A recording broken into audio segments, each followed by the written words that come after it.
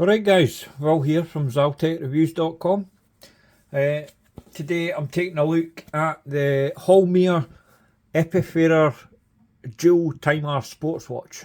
That's to give it its correct and full title. So, quick unboxing. I've already had this suit and sized it for my wrist and that, but I thought I'd shove it back in to show you exactly what you get in the box.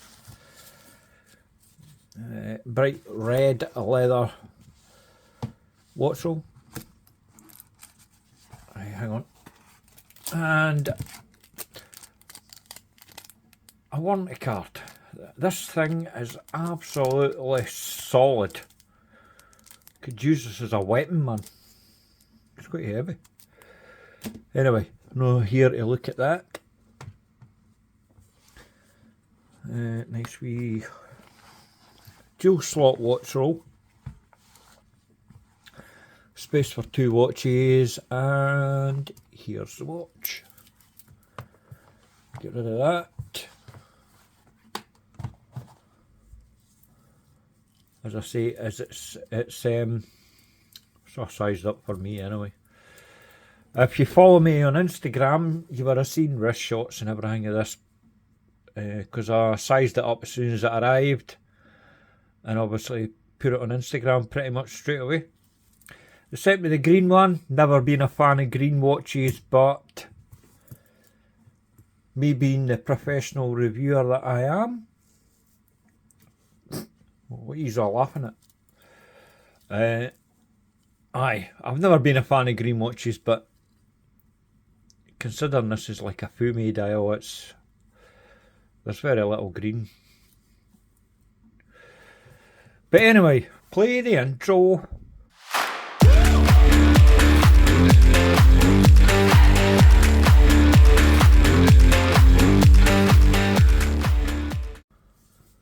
Right guys, let me get a wee wipe, a cleaning cloth. Price of these are, can't get it to lie flat. Feck. Never mind. Let me zoom in a wee bit first.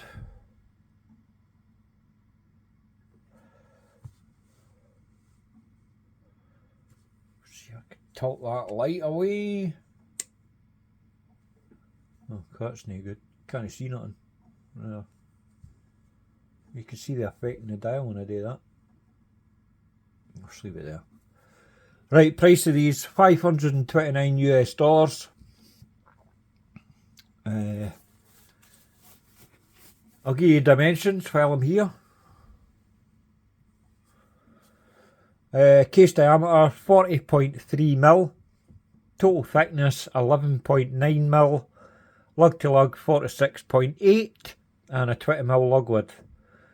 Total weight with the bracelet sized up for my 6 3/4 inch wrist is 152 grams. Now, my measurements are quite different to those on the website, but I can only give you the measurements that I've took because that's just the way it is. Anyway, movement inside this is a Toyota 9019. 28,800 vibrations an hour, 24 joules, hackable, self-winding, 42-hour power reserve. Now, that's no me saying it wrong, it is a 9019, and what that means is it's slightly thinner than the 9015. Especially the gaps between the hands, you know, just the way the pinion's assembled and that, it's a bit thinner. I like that. That's the movement that Traska Watches uses for that intended purpose. It's a bit thinner. Anyway, right, case, brushed and polished, 316L stainless steel, brushed on top, brushed sides, nice fine brushing, really good quality. See how the bracelet matches like the grade of steel and all that of the case. it's really nice. You have like a polished chamfered edge that runs right along the top, and also along the bottom like an undercut. The bezel's also, it's fully polished, I believe.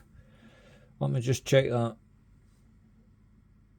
Aye, it's fully polished. And meets the domed sapphire crystal there, right at the very tip. It's nice. It's the way it's been executed and the way it flows. It's beautiful. There's no other word for it. Beautiful. Done that. Blah blah blah. Alright, the bezel. It's an internal bezel operated by the crown at 2. It's bi-directional. It's not screw down. The main crown is screw down. I don't know why they done that. They could have made that one a screw down crown as well, just so, because it moves quite easily. But saying that, when on the wrist, I mean, I've been wearing it. I wore it over the weekend there, and whilst on the wrist, the bezel never moved or anything. So it's obviously there's enough friction there to keep it in position. It's only when you take it off, maybe you're trying to put it in a watch box or something, you might nudge the crown and it might move it a wee bit. But when it's on the wrist, it's fine. I found it, and I wore it for like, what, 3 days straight, and it never moved. Obviously, the internal bezel's a 12-hour dual time bezel, so you can track 2 time zones. I've got it set here, and it just so happens I'm actually tracking 3 time zones because I'm fucking super clever. Well, alright, I'm no. It just lies the way it is, because I'm tracking Singapore, which is 7 hours ahead, and I'm tracking a certain place in America, which is 5 hours behind. So, obviously, 7 and 5 equals 12. So I could track both, plus my own time, obviously. Right, next. It's a dome sapphire with AR coatings, and does a perfectly fine job. Plenty AR coating on it, as far as I can tell. And that's great. Right, so obviously at the start of the show is the dial. You got applied indices all round, well, battens, double batten like a Kit Kat, double batten thing at 12. It's not double, is it? It's just a normal Kit Kat, because the double Kit Kat would be 4 fingers, and that would look shit. Anyway, you get my meaning. The applied indices, and the dial is like an ocean wave pattern, and it's done extremely well. Colour options that you've got is, you've got a fume black, this one a fume green dial. You also have ocean blue. It's not a fume dial, but it's still got that ocean wave pattern on it. And you also have the glacier blue, which doesn't have, it's just like a flat dial. It doesn't have this ocean pattern on it. I think if I was going for one, I would probably go with the blue or the black, i.e. with the ocean pattern on them, that is. Green wouldn't be my first choice. Right, where was I? Blah, blah, blah. Oh, dated 6 as well.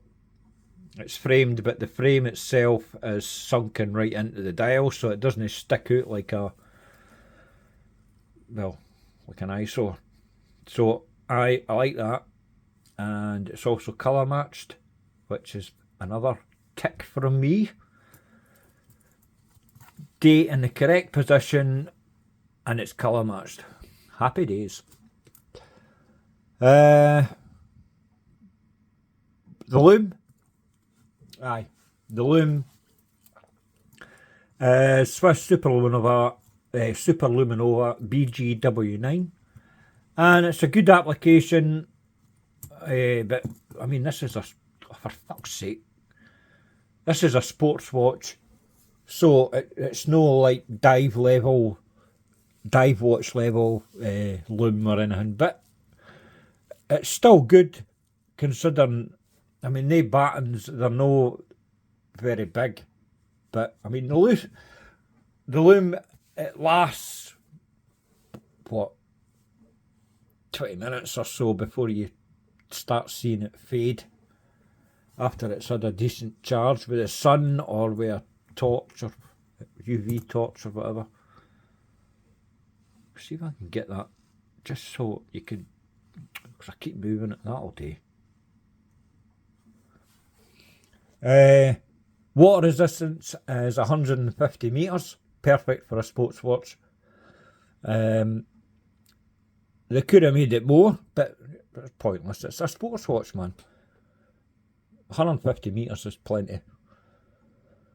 The bracelet, they call it a quasi-integrated bracelet. Now, I've not googled it because I've never used that expression in my puff. However, it's because the flow of the case keeps going. Basically, the end of the first link there is the same width as the case, and then it just tapers right down. And you can still put a traditional strap on here, because if you take this bracelet off, you lose this bit here, and then you've just got a 20mm lug opening, which is, I think it's a better idea. It doesn't, I mean, it's got female end links, but I mean, it'll no articulate fully, but the lug to lug is short, as I mentioned anyway. What did I say it was? 46.8. So, I mean, it fits my wrist perfect, and it sits in the wrist great. I'm not going to give you a measurement like for that to that, because it's pointless, because it'll know where, like, the watch has got a bigger lug to lug. It just doesn't. I find that measurement a bit pointless, unless if it was an integrated bracelet and it went straight out, like, you know, fully horizontal, then I would give you a measurement for that. But the way this, it just goes straight down, and it conforms to the wrist perfect. So I'll stick to the lug to lug distance that I gave you. Right, next, case back is screw down, and it has a 3D embossed turtle artwork, and it's nice. It's nice and smooth, really nice and smooth. Oh, focus, you bastard. And you have basic specs around the edge. The font is what it is. I don't like it, but for fuck's sake, how often are you going to look at that? Not very often.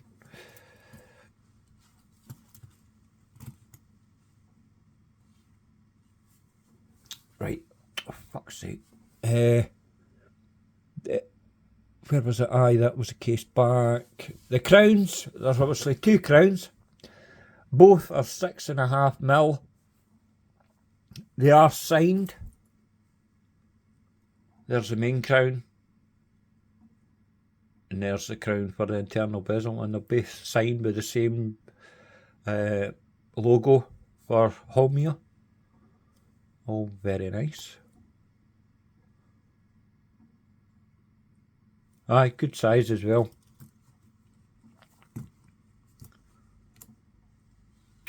Fuck. I mentioned all the colours. Oh, I've got to... excuse me. These are available now with immediate shipping from HOLMR watches. I'll put a link in the description. Takes you to my website, and you'll get the full spec listed right at the top of the page, where to buy it, and any other, there's a few other details in that, and obviously this video will be embedded into that page as well. There's something I've missed out in there. Oh, the bracelet. Right, as I said, it's like an H-link kind of style. The this was a complete and utter bastard to size up. It's got pin and collars, but I mean, I've got, as years go by, I've started to do more and more bracelets that I've got pin and collar system. And when I first done it, I hated it. But then I started to get a lot better at it. But this one was a total pain in the arse. It took me way longer than it should have. I think screws would have been a better option. But just the way it's designed with the pin and collars, I mean, the collars are quite big, so that's no the issue. It was the actual pins. They're really, really thin, and they were in there like fucking... Oh, it took me a lot of effort to get the pins out. And I have got all the correct tools and everything else. I know exactly what I'm doing with pin and collar. It's just the way it's designed. Anyway, I got it sized up, so eventually. And obviously, butterfly clasp. I fucking hate these things, man. Biggest, there's no half links. There's no quick adjustment, which really lets the watch down. Now, if you remember seeing the thumbnail for this video, I labelled it as almost perfect. And to be honest, if I'm really nitpicking,